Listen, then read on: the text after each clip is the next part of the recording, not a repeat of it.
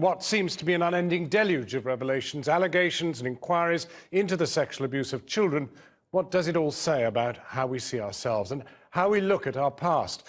We often look back to the 1960s and 70s as an era of social liberation, but this scandal has cast the period in a very different light. Katie Razzle reports now on how the scandal has put the past on trial and the dangers, as David Cameron has warned today, of inquiries becoming a witch hunt.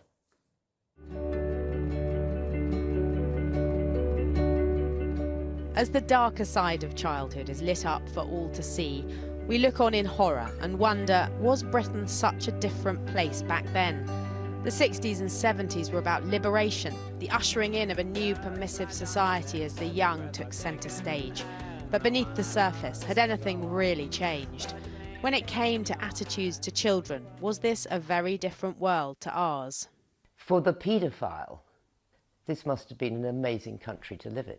Rosie Boycott was a pioneering journalist in the early 70s, but she wasn't exposing stories of child abuse in her feminist magazine Spare Rib. We didn't know about it, and I know that we would have started to try to write about it and find out about it. You think now in horror of all those voiceless kids, and it has to be a combination of the fear, of the fact that no one would listen to them, and the fact that no one would believe them, even though people must have known at points that kids were telling the truth. So in a sense, society was complicit in it? Yes, I think society was hugely complicit in it. It may seem remarkable now, but the first time ITN, which makes this programme, featured a story about paedophilia was in 1983. This is the sort of magazine which Mr. Oxley received regularly when he joined the Exchange.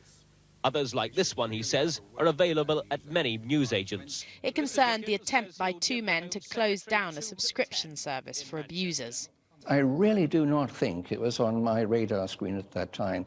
Professor Sir Al Ainsley Green, the first ever children's commissioner, was a children's doctor in the 70s, but he wasn't trained to look for sexual abuse. Me, as a young children's doctor, I can say I don't really think that the issue of grooming crossed my consciousness. I may have been peculiar, but that was my belief at that time. I was aware of physical abuse, and I've talked about the struggle we had to how to diagnose it, how to get the evidence, how to work with social workers, etc. That was becoming much, much more part of the training of young doctors. But sexual abuse wasn't so explicit, it wasn't so recognized as much as it is now. A lack of awareness of the issue in a society where the establishment still dominated all our institutions was a dangerous mix. You really didn't challenge the local doctor, the local policeman, the local teacher. They had an impunity, both legally, but more importantly, they seemed to have a moral impunity, which you didn't push against. And now we are perfectly willing to accept that all these pillars of the establishment, in fact, are obviously often fatally flawed. Right now, we can't move for investigations into the past. An inquiry into alleged cover-ups in the media by Lord Leveson. An investigation into police behaviour at Hillsborough. More than one inquiry into who turned a blind eye to Jimmy Savile and into who knew what and who was involved in the systematic abuse of children at Bryn Eston. We're into a new territory where I don't think people know what to believe anymore. There's a sense of if they cover up, the cover up when it comes to Hillsborough, the child abuse scandal, what else is being covered up at the top? To what degree is power so unaccountable? And we have these networks of people looking out for each other when abuses take place and helping to cover them up. How widespread is that, and what else is there still lurking? So I think there's a real crisis of legitimacy now for the establishment and a growing sense of distrust in the general public. I have those names there.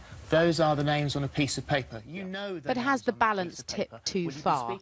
The Prime Minister's warning of a witch hunt after a TV presenter brandished a list he'd taken off the internet naming alleged abusers live on TV, perhaps the latest indication they have. I am very nervous about this, looking back to the past. The complete collapse of trust in institutions that means that we have to look at every nook and cranny as though they're all corrupt. Every single institution is hiding paedophiles, child abuse everywhere. This is a climate of potential hysteria. Hysteria or getting to the truth? Watershed or witch hunt, whatever it is, those involved in the cover-ups, the children who suffered abuse and were ignored, are being listened to and believed after all these years. And perhaps that's enough.